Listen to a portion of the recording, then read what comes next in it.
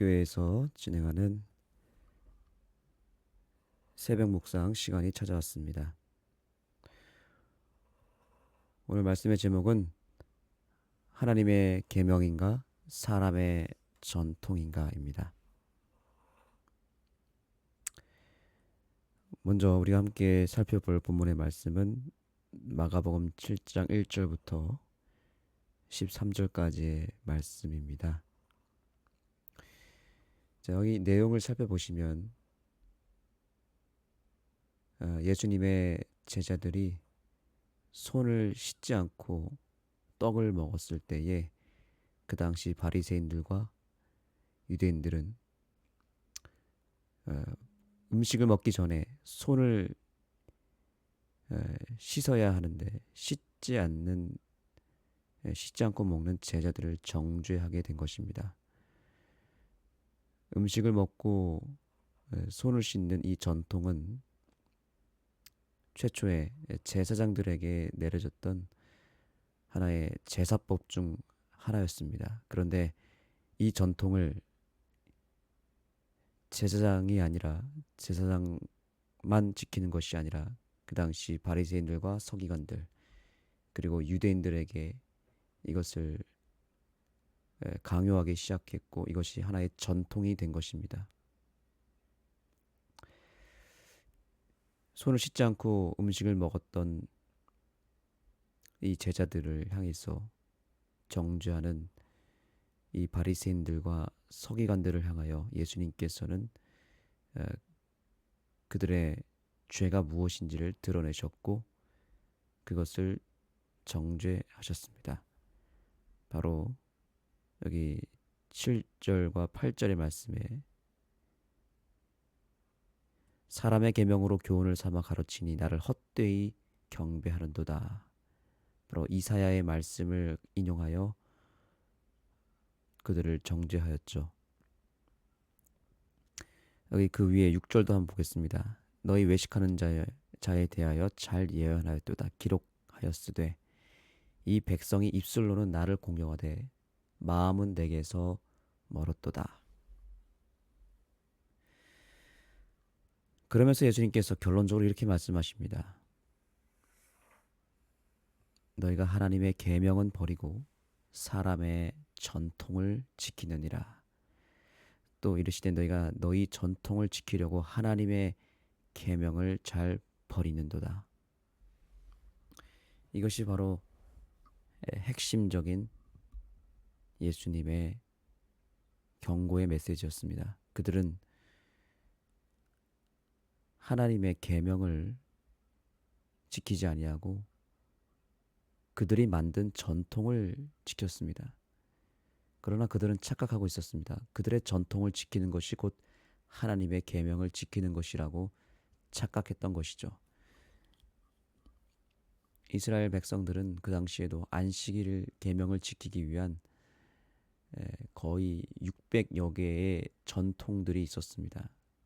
그 전통을 지키는 것이 곧 안식일 계명을 지키는 것이라고 착각을 했죠. 그러나 예수님은 그것이 안식일을 지키는 것이 아니라 안식일 계명 속에 담겨져 있는 하나님의 정신 그리고 하나님의 품성, 하나님의 뜻을 이루는 것이 계명을 지키는 것이다 라고 말씀하시며 안식일에 진정으로 참된 계명을 지키는 것이 무엇인지를 손수 직접 보여주신 것이 바로 안식일에 병자들을 고치고 그들을 섬기는 일이었습니다.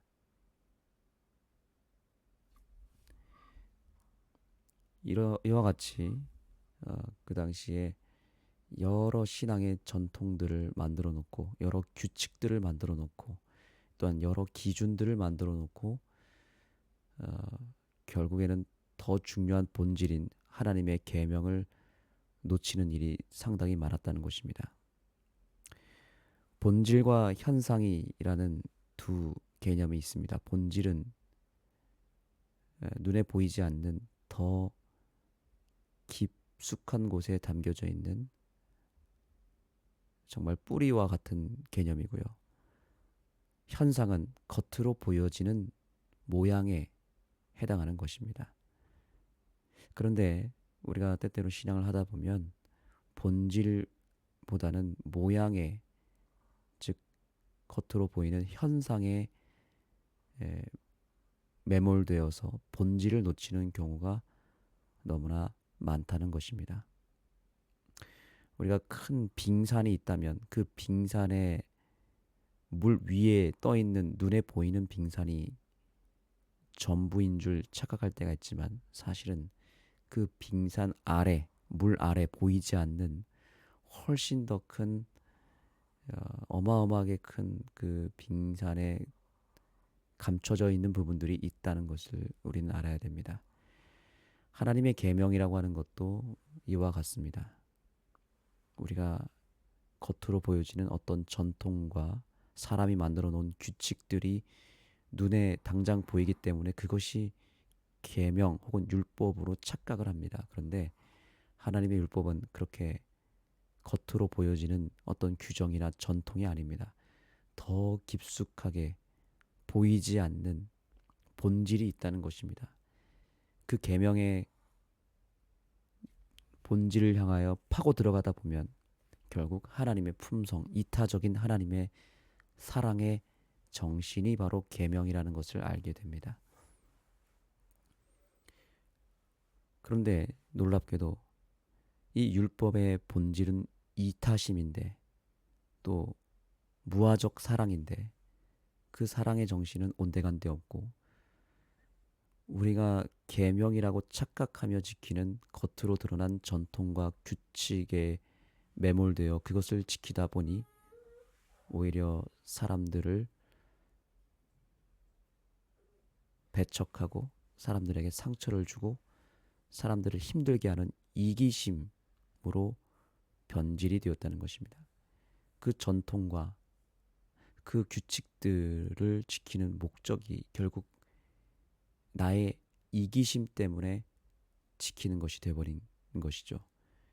내 이기심을 더 극대화시키는, 오히려 하나님의 계명을 지키지 못하는 그런 오류를 범하게 된다는 것입니다. 조금 더 실제적으로 말씀을 드려보겠습니다. 오늘날 우리가 안식일에 예배를 드릴 때 반드시 안식일 학교를 9시 반에 드려야 한다라고 하는 전통이 우리에게 있습니다. 꼭 그 시간에 9시 반에 안식일 학교를 열어야 되고, 또한 그 안식일 학교의 형태는 어떤 누군가가 나와서 사업장려를 하거나 간증을 하거나 혹은 어떤 순서자들이 나와서 특순을 하는 형태의 안식일 학교를 약 40분에서 1시간 정도를 해야 됩니다. 그리고 교과 공부를 하고 설교 예배를 드려야 하죠. 이것이 하나의 전통이 되어서 지금 한국재림교회는 거의 100년 동안 이 전통을 깨트리지 않고 그대로 고수하고 있습니다.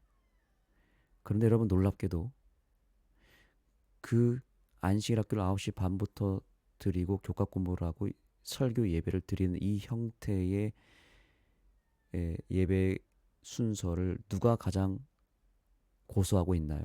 그것은 기존 신자들, 그리고 그 교회에 가장 오래 다닌 집사 장로님들이 그것을 고수하고 있죠. 그런데 정작 그 예배를 드리기 위해서 새 신자 혹은 젊은 청년들이 그 예배를 드렸을 때에는 오히려 너무 힘들고 그 시간에 2시간에서 2시간 반 동안 앉아 있는 그 시간이 가장 그들을, 교회를 떠나게 만드는 하나의 계기가 된다는 것을 혹시 아십니까? 오늘날 많은 청년들이 교회에 남아있지 않는 이유가 무엇일까요? 그것은 전통이라고 하는 사람이 만들어 놓은 그 형태에 둘러싸여 있는 교회의 여러 가지 예배 사업들이 그들을 힘들게 만드는 것입니다. 사실 구도자들과 또 젊은 세대들의 눈높이에 모든 예배와 사업들이 맞춰져야 되는데 그 기준과 그 규칙들이 기존 신자들이 아니라 그 교회에 가장 오래 다니고 있는 에, 그러니까 새 신자에게 맞춰져 있는 것이 아니라 기존 신자에게 맞춰져 있다는 것이 가장 치명적인 것입니다. 그래서 사실은 지금 우리가 현재 드리고 있는 예배의 형태 그리고 안식일 학교 이 모든 것들이 우리의 전통입니다. 그런데 그 전통 때문에 우리가 수많은 영혼들을 놓치고 있다는 것을 또한 알아야 됩니다. 그래서 새신자들이 안식일에 교회를 왔다가 2시간에서 2시간 반 동안 거의 구경꾼으로 앉아 있습니다. 안식일 학교 순서 누가 합니까? 안식일 학교장부터 시작해서 특순을 맡은 순서자들이 그 시간을 맞죠. 안식일 학교 마치고 나서 누가 교과 공부를 진행합니까? 교과 공부 교사들이 또 거의 한 40분 동안 어, 주입식으로 교육을 합니다. 그런 다음에 설교 예배를 또한 1시간을 드립니다. 2시간 반을 그냥 아무것도 하지 않은 채 새신자나 혹은 구도자들이나 또 젊은 사람들이 와서 가만히 앉아 있기만 해야 됩니다. 그 전통을 우리는 100년 동안 해왔다는 것이죠. 그래서 새신자들이 하나같이 얘기하는 게 무엇이냐면 내가 한 번은 교회를 오지만 2번 다시는 이 안식교를 나오지 않겠다라는 이야기를 합니다. 그 전통 하나 때문에 이런 일들이 벌어진다는 것이죠. 자, 제가 이 이야기를 드린 이유는 우리가 현재 변화를 일으켜야 되고 개혁을 해야 된다고 말은 하지만 이러한 단순한 예배 순서도 바꾸지 못하고 있다는 사실을 말씀드리고 있는 것입니다. 설교 예배도 마찬가지입니다. 제가 여러 부흥하는 교회, 개신교회 이런 예배를 계속 관찰하고 있었습니다. 공통적인 특징이 있었습니다. 그들의 예배 형태는 매우 단순했다는 것입니다. 그런데 오늘날 우리 재림교회 예배 순서를 보십시오. 그것도 역시 마찬가지로 100년 동안 거의 바뀌지가 않습니다. 그 예배 순서가 계명이 아니잖아요. 하나의 규칙일 뿐이고 사람이 만든 전통일 뿐인데 우리는 그것이 마치 하나님의 변하지 않는 법인 것처럼 율법인 것처럼 그것을 규정해 놓고 못 박아 놓고 그 틀을 벗어나면 범죄하는 것으로 정죄를 하며 그 예배의 순서 자체도 여전히 100년 동안 바뀌지 않은 채 지금도 그 예배를 고수하고 있다는 것이죠. 이미 세상은 많이 바뀌고 있고 이미 여러 변화와 개혁이 일어나서 지금 예배의 형태도 구도자들의 눈높이에 맞춰져 있고 젊은 세대들에게 눈높이에 맞춰져서 예배가 바뀌고 있는데도 불구하고 그것이 마치 변질된 것으로 범죄한 것으로 우리는 정죄를 하고 우리의 전통을 지키느라 100년 동안 이것을 유지하고 있는데 안타까운 것은 그 전통을 지키느라 수많은 영혼들이 예배의 자리를 떠난다는 사실입니다.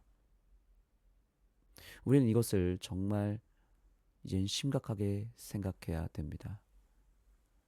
안식일 학교를 지금의 우리가 생각하고 있는 전통으로만 규정한 채 새로운 시도를 하지 않습니다. 안식일 학교도 얼마든지 변화를 일으켜서 개혁적으로 모든 사람들이 만족할 수 있는 그리고 새신자가 와도 힘들고 지루한 시간이 되지 않도록 할 수 있습니다. 얼마든지 할 수 있습니다.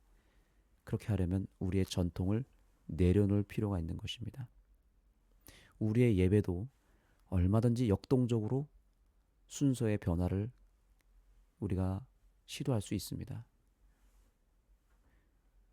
그러한 변화를 우리가 지금부터 빨리 전통을 깨트리고 새로운 개혁을 하지 않는다면 점점 더 새신자들은 이 교회를 멀리할 것이고 우리의 자녀 세대들, 젊은 세대들은 이 교회에 머물러 있지 않을 것입니다.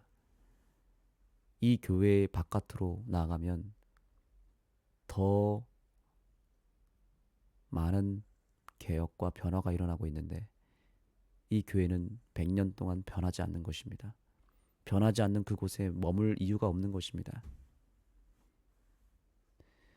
제가 몇 가지 예를 들어 놨지만 이러한 형태가 지금 우리의 교회 안에, 또 예배 속에, 또 우리의 프로그램 속에, 또 우리의 가정의 신앙의 형태 속에 스며들어가 있다는 사실을 우리는 기억해야 됩니다. 전통이 중요한 게 아니라 본질이 중요한 것입니다. 오늘 우리가 교훈의 말씀에서 그 답을 찾았으면 좋겠습니다. 종교 지도자들은 전통을 말씀보다 더 높임으로 죄를 지었다. 예수님은 말로만 하나님을 공경하는 그들의 위선을 공격하시며 마음으로 하나님을 따르라고 하신다. 결국 이 말의 핵심은 무엇입니까?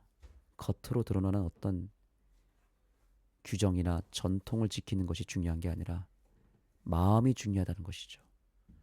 또한 하나님의 말씀, 그 계명 율법 속에 담겨져 있는 복음이 더 중요하다는 것이죠. 그 복음이라고 하는 복음이라고 하는 본질이 변하지 않는 진리이지, 그것을 위에서 만들어 놓은 전통이 진리가 아니라는 것입니다. 그러므로 본질 빼고, 즉 복음이라는 진리를 제외한 나머지는 얼마든지 바꿀 수 있어야 되고 바뀌어야 합니다. 세상의 흐름에 맞춰져야 됩니다. 그러나 절대로 예수 그리스도의 복음이라고 하는 것은 바꿔서는 안 되겠죠.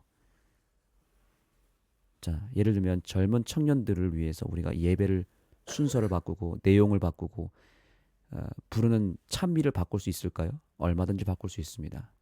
그들의 눈높이와 그들의 어떤 마음을 터치할 수 있는 여러 가지 형태의 모습으로 예배의 순서와 그런 형태를 변화를 시켜놓고 개혁을 시켜서 바꿀 수만 있다면 청년들은 그것을 통해서 예배에 참여하게 될 것이고, 그 예배의 가장 중요한 본질, 즉 메시지, 설교의 내용은 더 보수적으로 더 강력한 본질을 강조하는 복음적 메시지로 그들의 마음을 강력하게 우리가 어필할 수만 있다면 결국에는 변화를 통한 개혁이 일어나게 되는 것이죠. 새신자들을 위해서 우리가 바꿀 수 있는 모든 것들을 바꿀 수 있어야 됩니다. 그러나 예수 그리스도의 복음이라고 하는 것은 확실하게 증거를 해야 되겠죠. 그것을 증거하기 위하여 우리의 전통을 필요할 때는 내려놓고 버리고 바꾸고 깨트려야 된다는 사실입니다. 그 복음을 전할 수만 있다면, 그 복음을 그들의 마음에 심을 수만 있다면 바꿀 수 있는 모든 것을 바꿔야 되는데, 그 모든 전통을 바꾸지 않은 채 100년 동안 이것을 고수해 놓았더니 그들에게 복음도 들어가지 않을 뿐만 아니라 그 규정과 전통에 질려버려서 복음을 듣기도 전에 이들이 떠나버린다는 것이죠.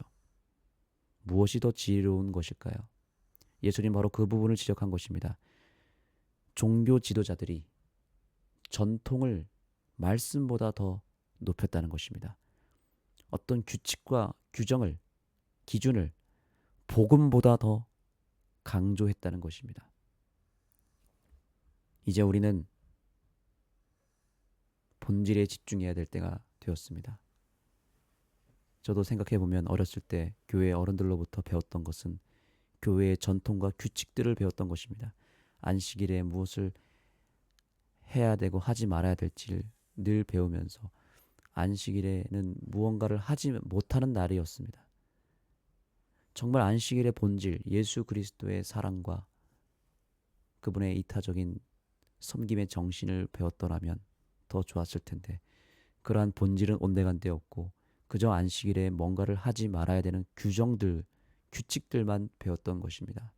어느 순간 제가 바리새인이 되어갔고 율법주의자가 되어서 이제는 종교 지도자가 되었는데 여전히 교회의 전통을 고수하느라 더 중요한 말씀 또 복음을 놓치는 경우가 너무나 많다는 것을 저는 스스로 고백하며 이제 우리가 이러한 우리의 잘못된 신앙의 형태를 이제는 깨트리고 개혁해야 될 때가 되었음을 여러분들에게 알립니다.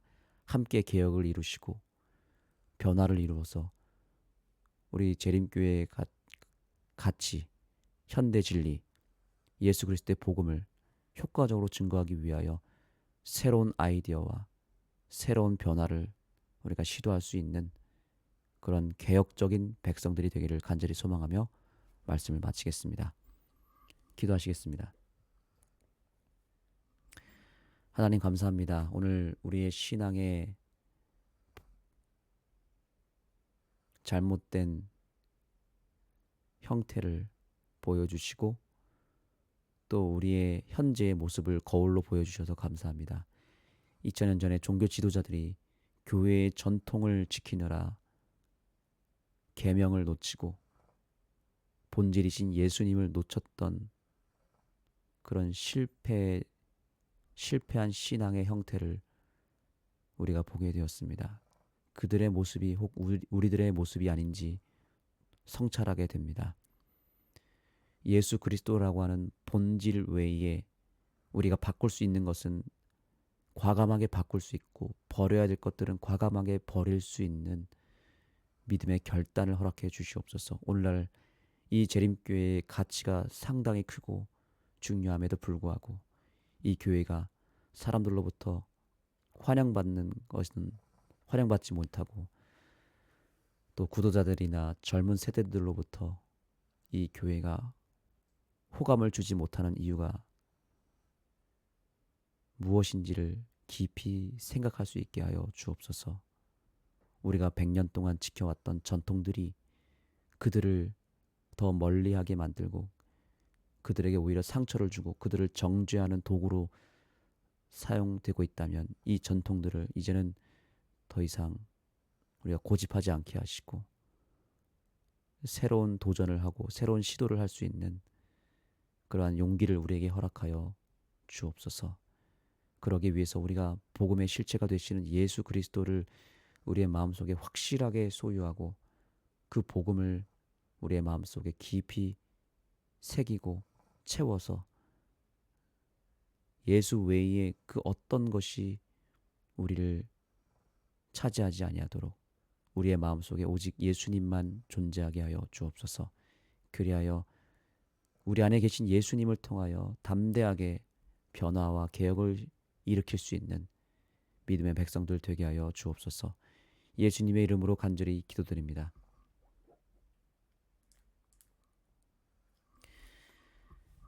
기도하는 시간을 갖겠습니다. 오늘 말씀의 주제를 깊이 생각하시면서 현재 내가 가지고 있는 여러 신앙의 껍데기들, 전통이라고 여기며 혹은 규칙, 규정으로 여기며 내가 고집해왔던 내 신앙의 껍데기들을 돌아보며 혹시 그것 때문에 내가 다른 사람들을 혹은 우리 가족이나 자녀들을 신앙으로부터 더 멀리하게 만드는 그런 죄를 범하지 않았는지를 돌아보며 우리의 죄를 회개하는 시간이 되었으면 좋겠습니다. 그리고 새로운 시도를 할 수 있도록 용기를 달라고 기도하여서 우리 개인의 신앙뿐만 아니라 가정과 교회에 참된 변화와 개혁이 일어날 수 있도록 기도하시기 바랍니다. 감사합니다.